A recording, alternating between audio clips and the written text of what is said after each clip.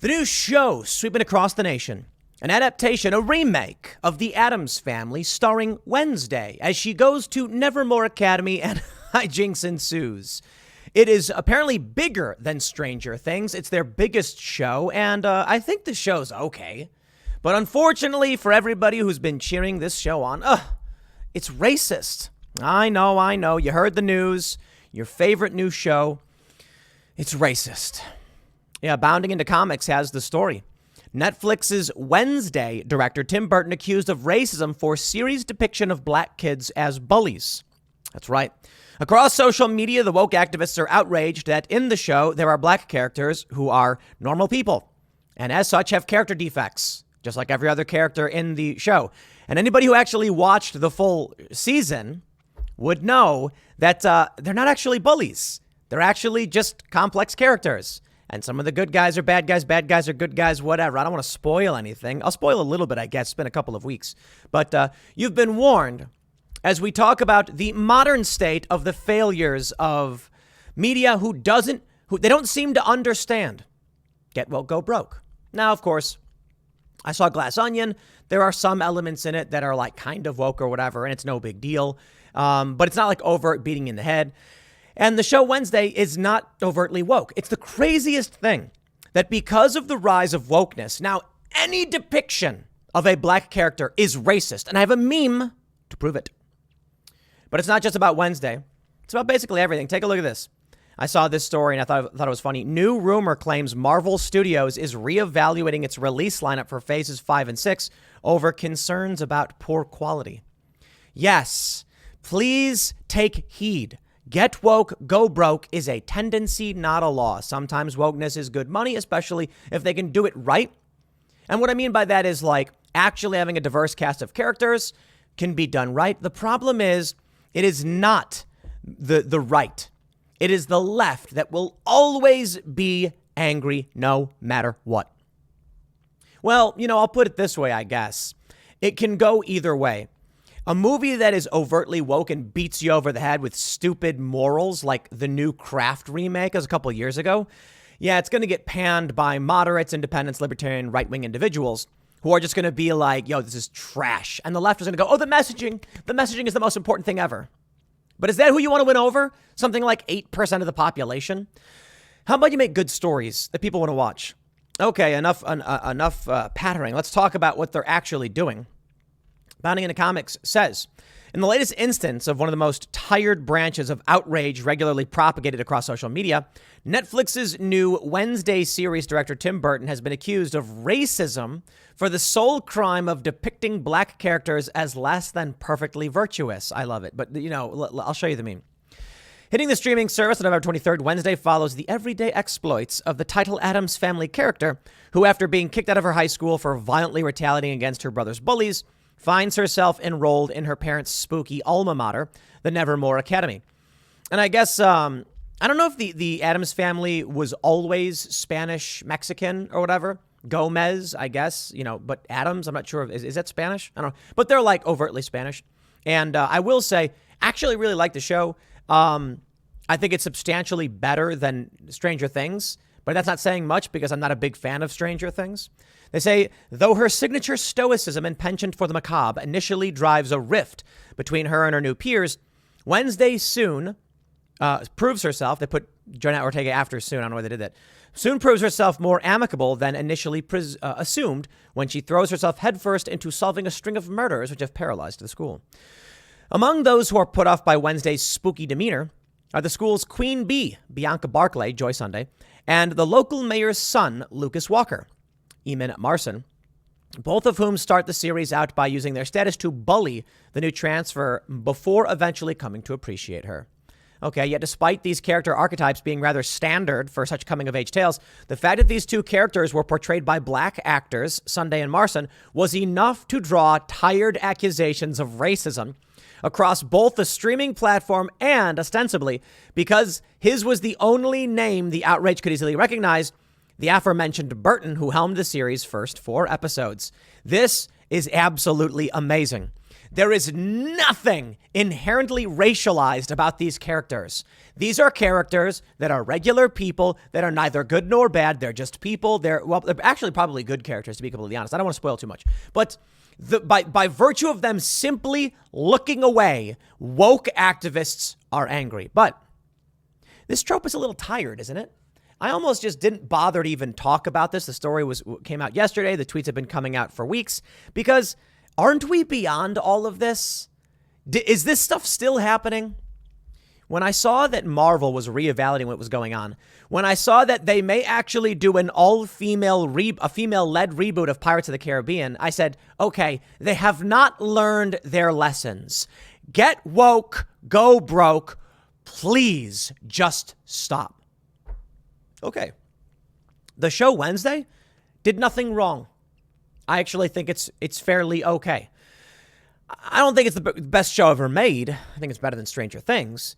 But the woke activists, that's who I'm talking about. They need to just stop. Or you know what? Fine. Keep doing what you're doing. Let these franchises burn themselves to the ground, and then we can move on to something new. Here we go. Here's a series of tweets. Why is the black girl in Wednesday's school an aggressive bully, though? Tim Burton is a known racist. No surprises there. Oh, man. Another person said, Mom's making me watch Wednesday, and so far all the black characters have been villains. Awesome job, Tim. You really showed how not racist you are, /sarcasm. One person says, Tim Burton not racist, huh? In Wednesday, the boats in the Poe Cup are named after Edgar Allan Poe stories. The black character Bianca is on the Gold Bug team. The Gold Bug is the only Poe story that features a black character, a particularly dumb slave named Juniper. Are you kidding me with this? Uh-oh. Deceptiqueer says, love Wednesday, but really caught me off guard that they made a black family the owner of a pilgrim-themed amusement park. And the only two black characters we see with any lines in episode 1 are both hostile and aggressive bullies for no reason. Bianca's still a baddie, though. I don't care. I love her. What else do we have? But see, here's another person. 10 cents says, but see, when I said this, everyone said I was trying to villainize Bianca because she's dark skin, like Tim didn't set her up as the mean girl so people could dislike her. It's intentional. Okay, I'm not going to read all these. It just keeps going on and on and on and on and on. They say, notably, many of Burton's detractors were quick to point to his 2016 pushback against the concept of superficial force diversity in media. Quote, nowadays, people are talking about it more. The Batman 1989 director explained to Bustle's Rachel Simon while on the press circuit, blah, blah, blah, blah, blah. Things either call for things or they don't. I remember back when I was a child watching the Brady Bunch and they started to get all politically correct. Like, okay, let's have an Asian child and a black. I used to get more offended by that than just, I grew up watching blaxploitation movies, right? And I said, that's great. I didn't go like, okay, there should be more white people in these movies. Jenna Ortega as Wednesday. Okay, there's like spoilers here, I guess. All right. I'm going to show you a meme. I'm going to show you a meme. It's a meme y'all have maybe seen. So on the left is a series of pink-haired women who are crying in each one. The first one, she's watching on TV a black man who's all ripped with a gun pointed at a white man. She says, that's racist. Why is the black guy the villain? Below it, it's inverted. Now there's a white man pointing a gun at a black man. And she says, that's racist. Why does the black guy have to get shot?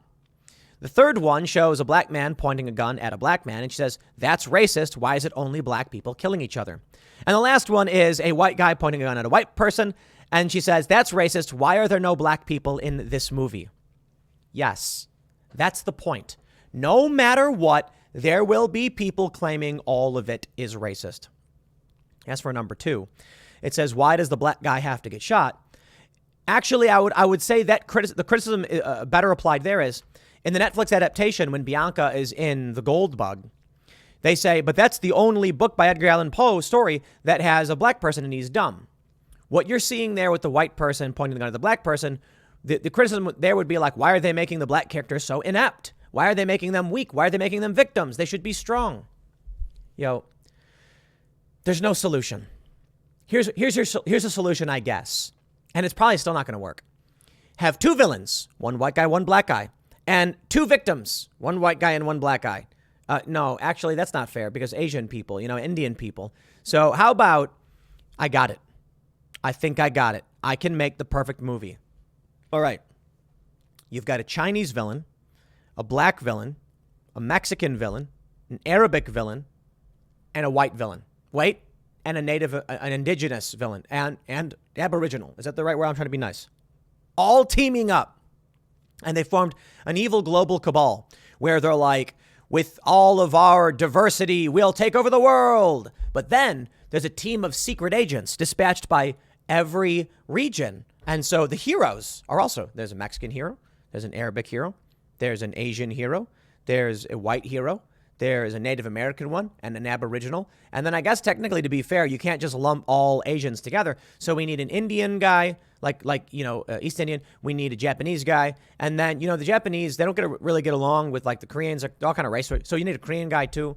And then actually, black doesn't describe the entirety of Africa or the Caribbean islands. So you need a Haitian guy. And then white, what does that really mean? I mean, Italian guy versus Mediterranean, South Mediterranean versus like a Slavic guy. Totally different. We'll need two of those guys. How about we just do like an Avengers scene where you have all of the villains of every possible race and all of the heroes of every possible race, and they all start fighting. And then in the end, the only ones to survive are one of each.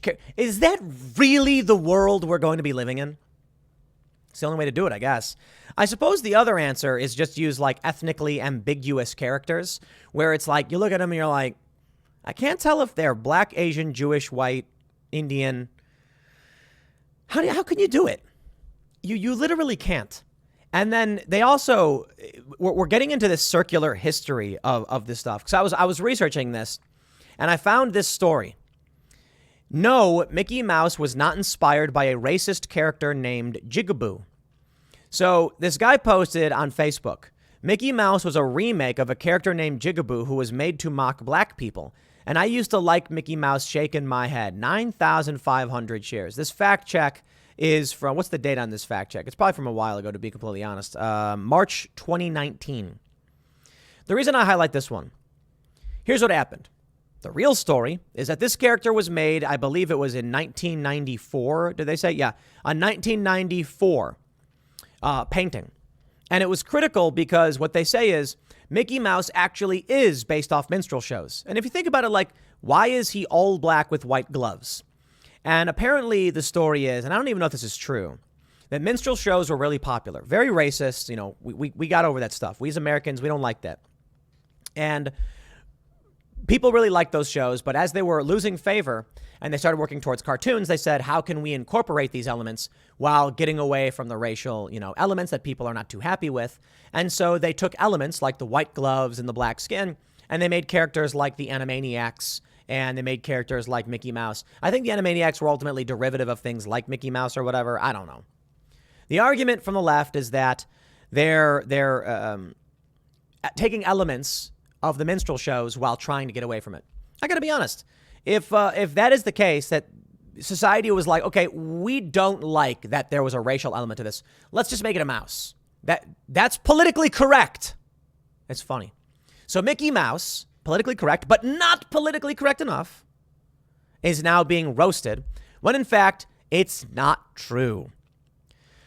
They say 1948, Walt Disney wrote an essay in which he described how the famous mouse came to be. He popped out of my mind onto a drawing pad 20 years ago on a train ride from Manhattan to Hollywood at the time. One of my brothers were in a lowest ebb. Disaster seemed right around the corner.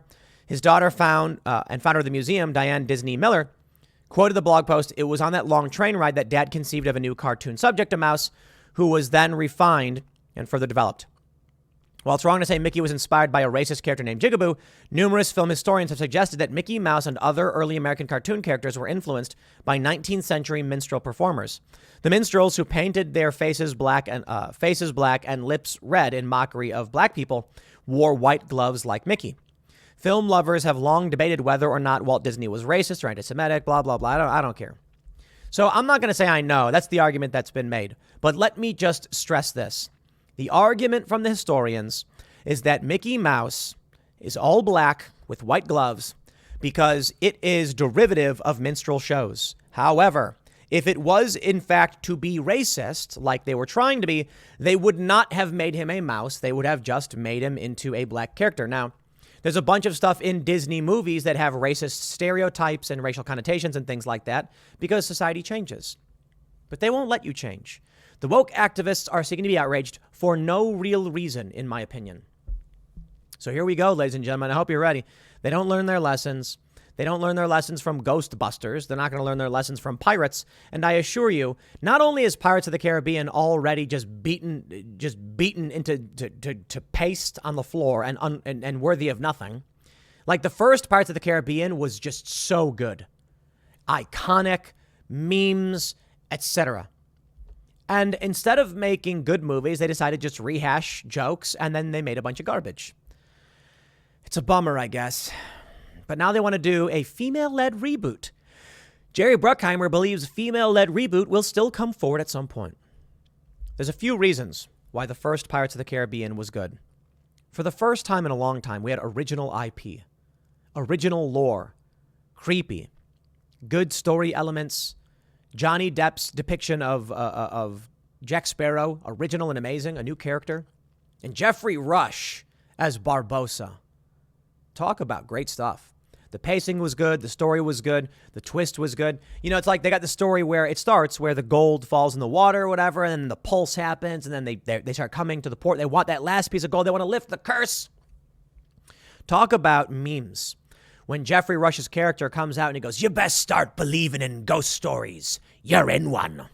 And now we use that line, a lot of people use it. I use it periodically. You best start believing in dystopian futures. You're in one. Or dystopian future stories or whatever. It's amazing.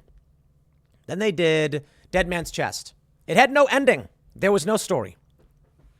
Let me tell you what made it, what's satisfying. I like watching a movie and then having a story play out. So in the first Pirates of the Caribbean, you are introduced to Jack Sparrow. You see that he's funny, you know, that he's weird and all that stuff. And in the end, he gets his revenge. I mean, let me just tell you how great it was. In the beginning, when he's got when he rescues Keira Knightley's character, Miss Swan, and then they capture him, and he's like, you know, pistol with no second shot. You're the worst pirate I've ever heard of, but you have heard of me. Like, great lines. And then when he's in the fight with Will Turner for the first time, and he grabs the gun and he's like, "This shot is not meant for you." It's like, what is it? What is it? And then in the end, you see exactly what it was for. He shoots Barbossa, and then he goes, "After all these years, you waste your shot." And then Will says he didn't waste it and drops the coin, and then Barbossa bleeds out and dies. Man, that was good. And then we get this original IP, and then what do? They make garbage afterwards. The next film, it's like, at the end of the movie, it's like, "I'm back." And you're like, why is he alive? And then like, what happens? There's like no story. There's no twist. There's nothing. Some of it doesn't even make sense. Like, he has the compass. Then all of a sudden the compass, like, he can't give it away, but then it makes no sense. I don't know. And they just keep making these movies. And it's kind of sad. Now what? They're going to do another Indiana Jones. Already the new Indiana Jones are talking about a female-led reboot. And it's not going to work. Hunger Games was awesome. I like Hunger Games. Let me tell you about what Hunger Games is. I was reading this tweet thread that talked about it. Hunger Games should have been like the conservative, rallying cry. It's a story about decadent, degenerate city types who drink Ipecac to vomit and then eat more, while hardworking rural folks are being oppressed. It's female-led. This young woman doesn't want to be involved in war. She wants to be left alone, and she's forced to topple the degenerate liberal enterprise of Capital City. It's amazing, And I was reading about how conservatives didn't cheer for it, and they should have. That's the kind of stuff they should be pushing for. And it was targeting young people, inspiring young people to protect their families and reject modernity. Like, it was so traditionalist. It's funny. The excesses of the Capitol and the goofy-looking purple-haired people. It's like pure conservative propaganda. So that's how you do a female-led movie right. But that's not what they're going to do.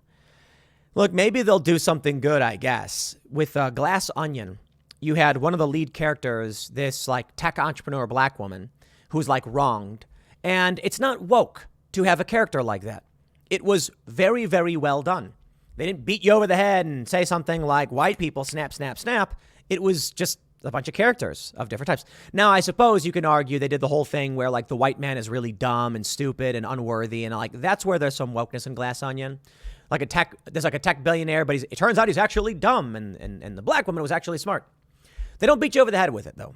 And that's why I thought it was good, because that's the kind of stuff I don't mind. It's like, bro, I don't care if you're going to have a character who happens to be black and happen to be good, bad, or otherwise. I don't care if you have a white character that happen to be good, bad, stupid, whatever. It is really annoying when they do like the Ghostbusters all-female reboot and they make all of the male characters morons and evil and like all of the female characters are just so smart and capable. And it's like, dude, just give me characters of varying types. Right? In Hunger Games, you have guys who are strong, girls who are strong, female-led, but then there's bad, evil dudes and there's good dudes. It's just like they made characters. You know what I mean? What was the guy's name? Like Cinna, who was helping her and made her clothes, and the cat that kidnapped and beat him, or I think they killed him, I guess. I don't know. Anyway, you get the point. You know what I'd like to see? I understand why these movie companies want to do female-led reboots or whatever. They want to make money. It's like the scene in Avengers Endgame when it shows all of the female Avengers characters like marching and then people in the theater are like, woo. The people in my theater groaned. I thought that was really funny. And I don't know why. I don't know if it's like because of where I was. I think I saw that I was in like Western Maryland and the whole audience was in the theater was like, oh, like we get it. Women exist. But they had to go and do it. Well, they don't learn, I guess. Glass Onion was not bad. It was okay. But they're really going to do this? Maybe they are learning with this Marvel stuff. They're realizing that, like, Natalie Portman, Mighty Thor was just super cringe. Maybe they got to make a change. Because if you keep doing stuff like this, it's not going to work. It's poor quality. It's botched, is one way to put it. Well, we'll see. We'll see what they do. Lady Thor. Oh, yes. She's a Thor. It's so weird that she's like, I'm a Thor. It's like, dude, what? What does it even mean? Thor's his name. Whatever, man. Anyway, I like the show Wednesday. It is what it is. No, you'll never please everybody. Next segment's coming up at 4 p.m. Over at youtube.com/Timcast. Thanks for hanging out, and I'll see you all then.